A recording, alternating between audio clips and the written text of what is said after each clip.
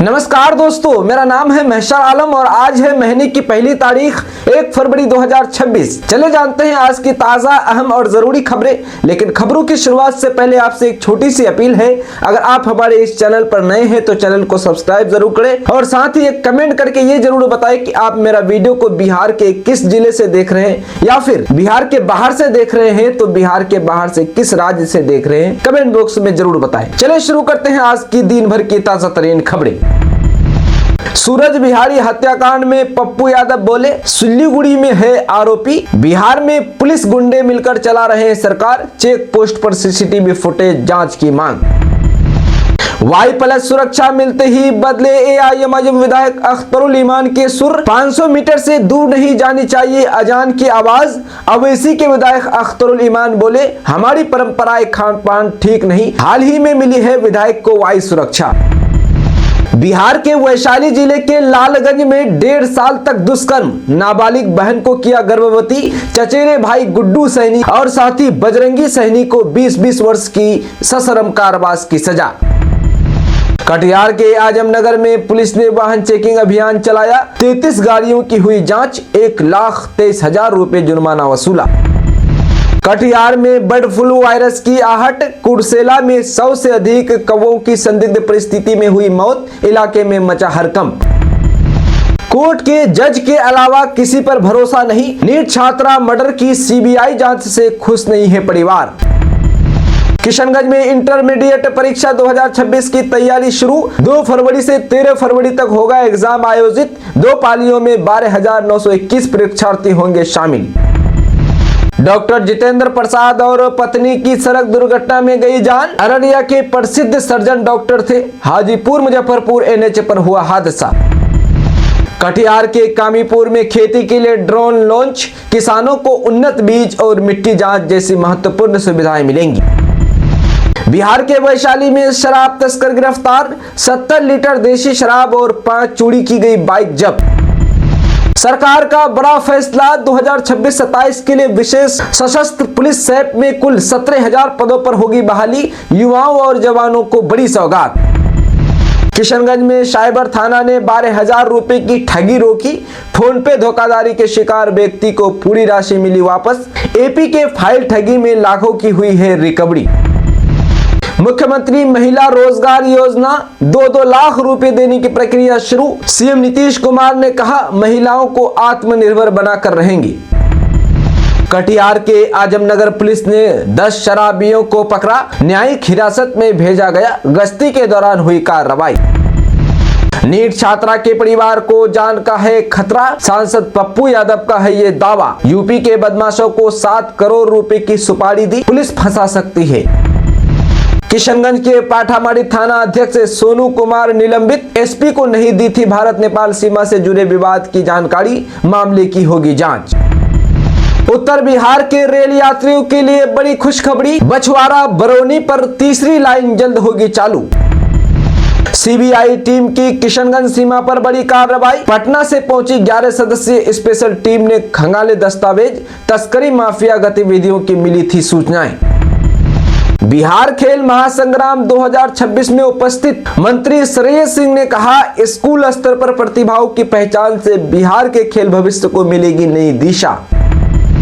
बिहार के बिहटा में खौफनाक लूट, वृद्ध महिला की आंखों में झोंका नशीला स्प्रे, 50,000 लेकर भागे बदमाश। जी हां, बिहटा के श्री रामपुर बाजार स्थित इंडियन बैंक के पास एक वृद्ध महिला से 50,000 रुपए लूट ली गई। पीड़ित महिला की पहचान उषा देवी के रूप में हुई है। जानकारी के अनुसार उषा देवी बैंक से पैसे निकालकर बाहर निकल रही थी, तभी 2 अज्ञात बदमाशों ने उनके चेहरे पर नशीला स्प्रे छिड़क दिया और पैसे लेकर भाग गए। कटिहार के कुर्सेला में स्मैक और गांजा के साथ 3 गिरफ्तार, मलनिया वो 3 घड़िया धाला के पास से मादक पदार्थ बरामद। सीबीआई जांच से सच दबेगा, नीट छात्रा केस में तेजस्वी यादव ने नीतीश सरकार को घेरा, कहा बिहार पुलिस पर अविश्वास क्यों। बिहार के मधुबनी में कुख्यात चोर गिरफ्तार, हथियार बरामद, कई घरों में चोरी की घटनाओं का खुलासा, न्यायिक हिरासत में भेजा गया। मैं मूर्ख हूँ सर जो यहाँ आया हूँ। बिहार के दरभंगा में शिकायत सुनते ही भड़के विजय सिन्हा, सीओ से कहा सुधर जाइए नहीं तो नौकरी जाएगी, बहुत बेरोजगार खड़े हैं। बिहार के भागलपुर जिले से लापता हुई 2 नाबालिग छात्राओं के मामले में बड़ा अपडेट सामने आया है। बबरगंज थाना क्षेत्र के वारिसलीगंज और अलीगंज के महेशपुर की रहने वाली दोनों छात्राएं सोनाक्षी और जिया आखिरकार 23 दिन बाद मुंबई में सकुशल बरामद कर ली गई है। मैट्रिक परीक्षा फॉर्म भरने को मांगे 1110 रुपये। किशनगंज में सरकारी स्कूल के हेडमास्टर निलंबित, छात्रों से अवैध वसूली का आरोप। कटिहार के कुर्सेला में उत्तर वाहिनी गंगा नदी के संकट तट का प्रशासन ने किया निरीक्षण। माघी पूर्णिमा मेला को लेकर प्रशासन अलर्ट। सीमांचल से बड़ी संख्या में पहुंच रहे हैं श्रद्धालु। बच्चों और गर्भवती महिलाओं का टीकाकरण। कटिहार के गोबराही दियारा में लगा विशेष कैंप। 178 लोगों को मिली दवाएं। पूर्णिया जिले के अमोर प्रखंड के भवानीपुर पंचायत में भवन निर्माण में भ्रष्टाचार का आरोप। ग्रामीणों ने बीपीआरओ को दिया आवेदन, जांच की मांग। पूर्णिया में हर्ष फायरिंग में युवक को लगी गोली। डीजे पर डांस के दौरान बारात में शामिल युवक ने की फायरिंग। मैगजीन खोखा के साथ 3 गिरफ्तार। अररिया में 22 युवाओं को मिली नौकरी। सत्यार्थ टेक्नोलॉजी में 22 युवाओं ने दिया इंटरव्यू। 22 का चयन, 10वीं 12वीं पास को मिला मौका। डीजीजीआई ने अहमद कंपनी के प्रतिष्ठानों पर की छापेमारी। किशनगंज, बहादुरगंज, अररिया में कई कारोबारों की जांच। फेक बिलिंग की छानबीन।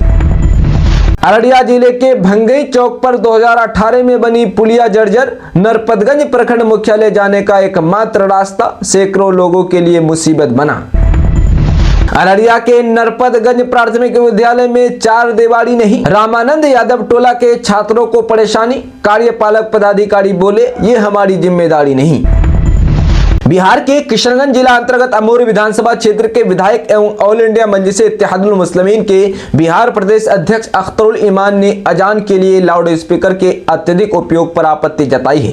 उन्होंने मुसलमानों से अपील की है कि अजान देते समय आवाज की मर्यादा का पालन किया जाए और इसे अनावश्यक रूप से तेज न किया जाए। अख्तरुल ईमान AIMIM के प्रमुख और हैदराबाद से सांसद असदुद्दीन अवैसी के करीबी माने जाते हैं और बिहार में पार्टी का प्रमुख चेहरा है। अख्तरुल ईमान असदुद्दीन अवैसी की पार्टी के विधायक है। ऐसे में उनके इस बयान को न सिर्फ धार्मिक बल्कि राजनीतिक दृष्टि से भी अहम माना जा रहा है। उनके विचारों को पार्टी के राष्ट्रीय नेतृत्व की सोच से जोड़कर देखा जाता है। अख्तरुल ईमान ने इस्लामी तालीमात का हवाला देते हुए कहा कि इस्लाम में संतुलन और संयम पर विशेष जोर दिया गया है। यदि मस्जिद में कोई व्यक्ति नमाज अदा कर रहा हो तो तेज आवाज में अजान देना उचित नहीं है। अजान का मकसद नमाज के समय की जानकारी देना, मस्जिद की ओर बुलाना और अल्लाह की इबादत का संदेश देना है, न कि शोर पैदा करना। उन्होंने कहा कि अजान की आवाज एक सीमा होनी चाहिए। मस्जिदों में अजान इतनी तेज नहीं होनी चाहिए कि वो 3 किलोमीटर दूर तक सुनाई दे। इस तरह की तेज अजान को उन्होंने मुनासिब अमल नहीं बताया और कहा कि इससे समाज में अनावश्यक विवाद की स्थिति पैदा हो सकती है।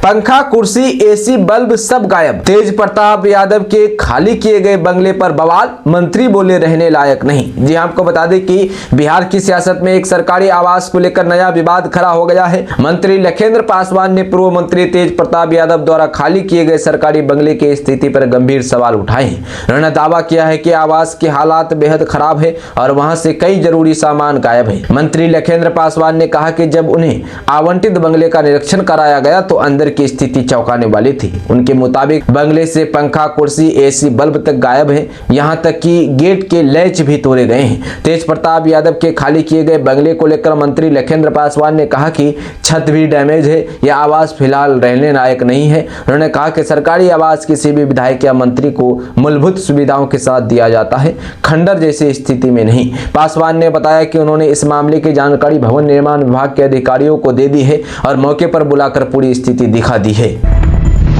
बिहार के लाखों छात्रों के लिए अब इंतजार की घड़ियां खत्म होने वाली हैं। BSEB ने इंटरमीडिएट 12वीं की परीक्षा 2026 को लेकर सख्त दिशा निर्देश जारी कर दिए हैं। ये परीक्षा 2 फरवरी से 13 फरवरी 2026 के बीच आयोजित की जाएगी। इस साल परीक्षा में कुल 13,17,846 छात्र छात्राएं शामिल होंगी। खास बात यह है कि इस बार भी छात्राओं की संख्या छात्रों से अधिक है, जो राज्य में शिक्षा के बदलते माहौल को दिखाता है। आंकड़ों के अनुसार परीक्षा में 6,75,814 44 छात्राएं और 6,42,000 दो छात्रा बैठे। बिहार बोर्ड का कहना है कि परीक्षा को पूरी तरह निष्पक्ष और शांतिपूर्ण तरीके से कराने के लिए इस बार पहले से ज्यादा सख्ती बरती जाएगी। बिहार बोर्ड ने साफ शब्दों में कहा है कि नकल करने वालों को किसी भी हालात में बख्शे नहीं जाएंगे। परीक्षा केंद्र पर कड़ी निगरानी रखी जाएगी ताकि कोई भी छात्र गलत तरीके से परीक्षा न दे सके।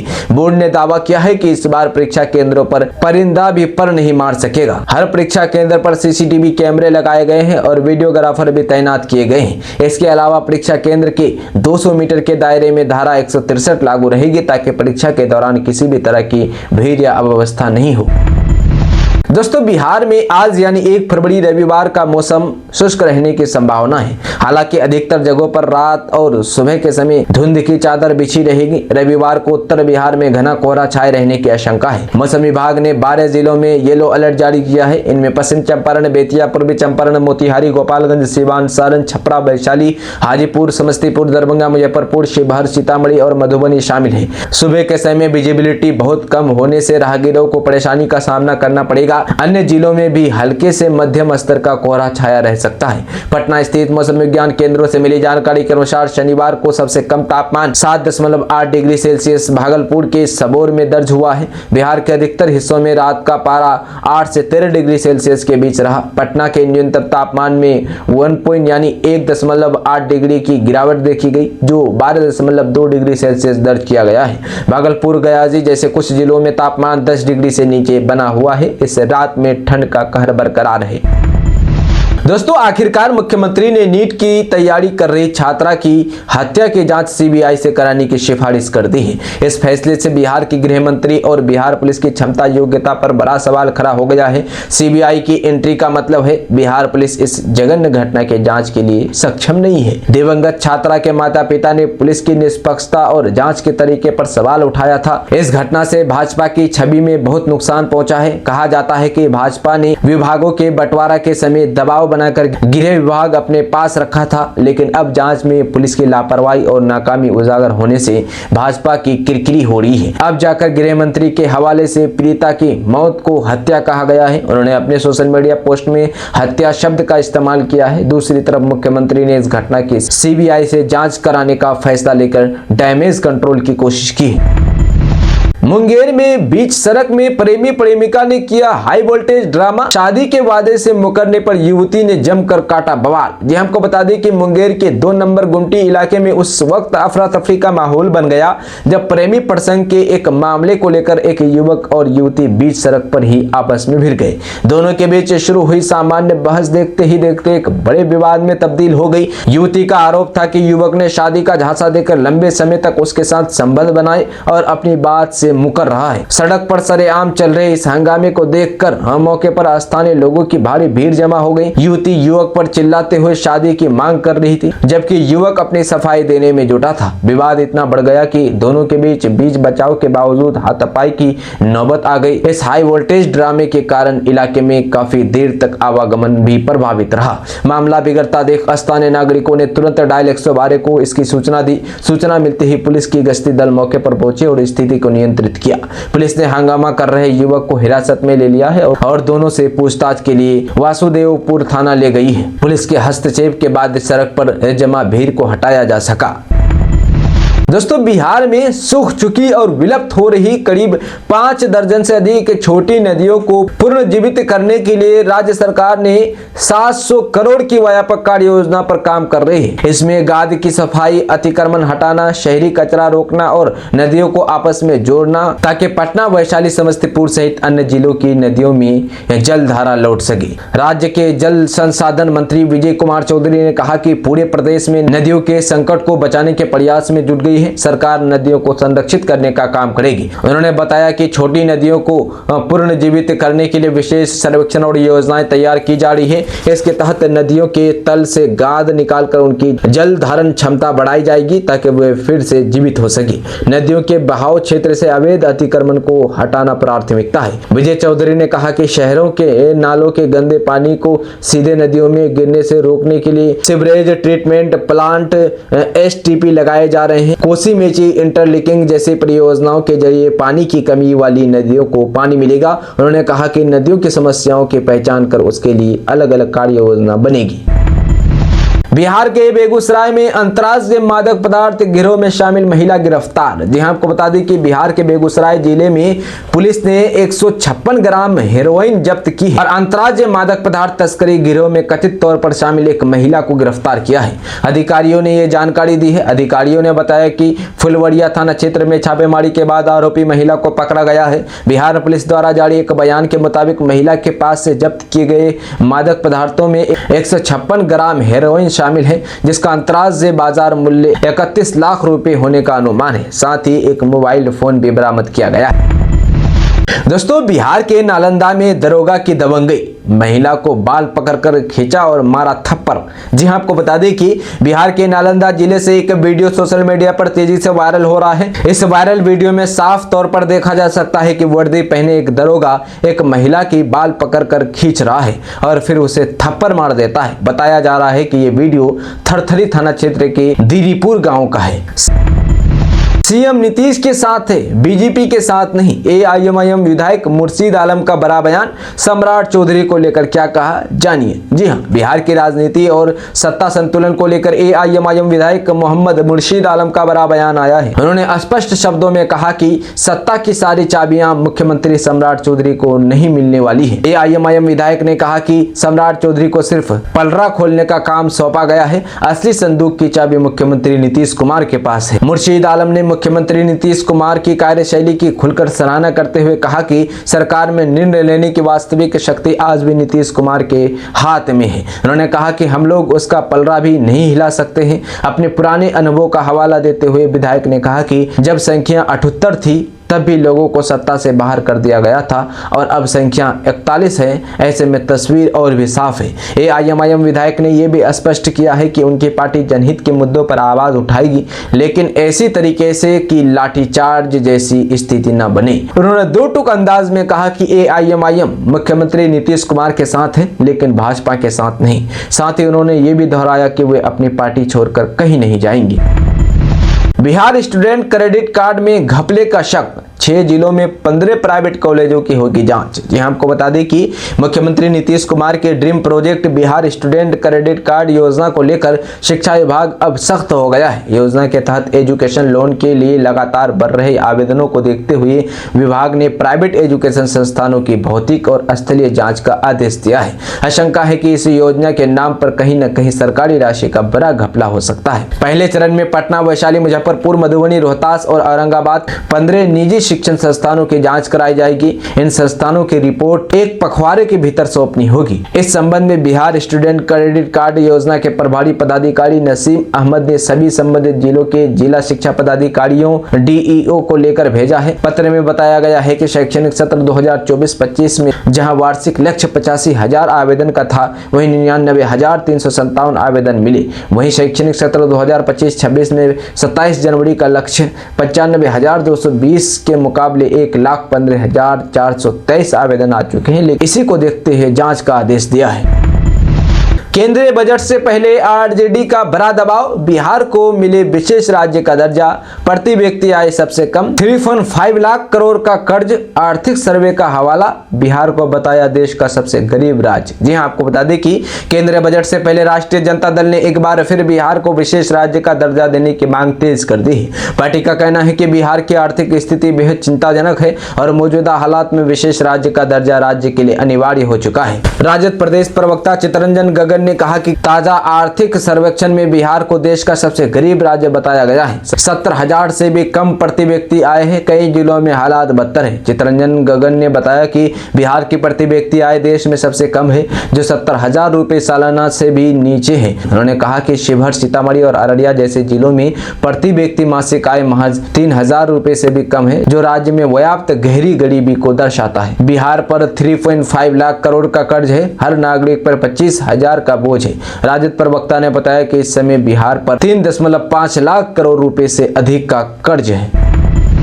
बिहार में परिवहन की क्रांति। बीएसआरटीसी की बसों ने बचाई 25 लाख लीटर डीजल, प्रदूषण में 30% की आई कमी। जी आपको बता दें कि बिहार में वायु प्रदूषण के स्तर को कम करने के लिए बिहार राज्य पथ परिवहन निगम बीएसआरटीसी स्वच्छ, किफायती और पर्यावरण अनुकूल परिवहन सुविधा दे रहा है। वर्तमान में निगम के कुल 884 बसें सफलता से संचालित हो रही है, जिनमें 386 सीएनजी और 25 ई बसें शामिल है। बसों से अब तक लगभग 25 लाख लीटर डीजल की बचत की गई है। साथ ही 6,778 टन कार्बन डाइऑक्साइड उत्सर्जन को कम किया गया है। साथ ही परिवहन जनित प्रदूषण में लगभग 30% की कमी आई है। डीजल बसों की तुलना में वायु प्रदूषण और कार्बन उत्सर्जन में भी उल्लेखनीय कमी दर्ज की गई है। पीएम ई बस सेवा योजना के तहत राज्य को जल्द ही लगभग 400 नई ई बसें मिलने वाली है। इन बसों के परिचालन से डीजल और पारंपरिक ईंधन पर निर्भरता और कम हो जाएगी, कार्बन फुटप्रिंट घटेगा और शहरी व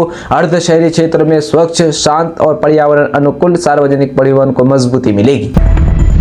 दोस्तों, पटना में नीट छात्रा की मौत मामले में पूर्णिया सांसद पप्पू यादव ने बड़ा दावा किया है। सांसद ने कहा है कि हॉस्टल और अस्पताल के मालिकों ने मिलकर चंदा इकट्ठा किया है और उसी पैसे से सुपारी दे दी गई है। मनीष रंजन और 2 डॉक्टरों की देखरेख में करीब 7 करोड़ रुपए की वसूली की गई है और उत्तर प्रदेश के बदमाशों को हायर किया गया है। पुलिस परिवार को किसी झूठे मामले में फंसा सकते हैं या उनकी हत्या कराई जा सकती है। ये आशंका खुद पीड़िता की मां ने फोन पर व्यक्त की है। सांसद पप्पू यादव ने कहा कि घटना अभिषेक रंजन के लॉज में हुई, इसके बावजूद अब तक उसे रिमांड पर नहीं लिया गया। उन्होंने सवाल उठाया है कि आखिर एसआईटी और सीआईटी किस दबाव में कार्रवाई से बच रही है। उन्होंने मांग की है कि अभिषेक रंजन की संपत्ति की गहन जांच होनी चाहिए और ये भी सामने आना चाहिए कि उसमें किन किन नेताओं का पैसा लगा हुआ है। सांसद ने डॉक्टर सतीश सिंह के अस्पताल की ओर से जारी 27 पेज की समरी रिपोर्ट पर भी सवाल उठाते हुए कहा कि उसमें कई तथ्य गलत है। जब पोस्टमार्टम और फॉरेंसिक रिपोर्ट में हत्या की पुष्टि हो रही है